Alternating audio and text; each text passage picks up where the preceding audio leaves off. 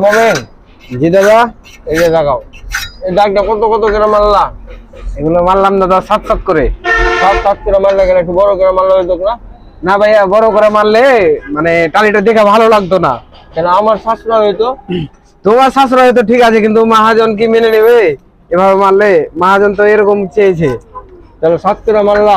জি যাই হোক, আর এই যে বিটটা এই আমরা করেছি, জি। যারা রাজমিস্ত্রি ভাই আছেন, যারা কাজগুলো শিখবেন, আপনারা চাইলেও কিন্তু কাজগুলো করতে পারেন। আপনারা আপাতত মাথা থেকে এখান পর্যন্ত টেপ দিয়ে ভাগ ফেলে দিবেন, যেটা করবো 8 ইঞ্চি করে মাপ দিবেন। আর যে টালির গ্যাপগুলো আছে, গ্যাপগুলো মানে 7 করে মারলে পারফেক্ট। আর বেশি বড় করতে গেলে আপনার সব চাল বুঝা করবেন, কারণ যে বেশি বড় চাল হলে একটু বড় দিলে ভালো লাগে, কিন্তু এখানে আমরা 7 করে দিলাম। আর আমরা চাইলেও কিন্তু 2 ইঞ্চি 1 ইঞ্চি বাড়াই দিতে পারতাম, কিন্তু আমরা কিন্তু বাড়াই দিই নাই, কারণ বাড়াইলে আমাদের সাশ্রয় হবে, কিন্তু বাড়িওয়ালার কাজটা দেখে ভালো লাগবে না।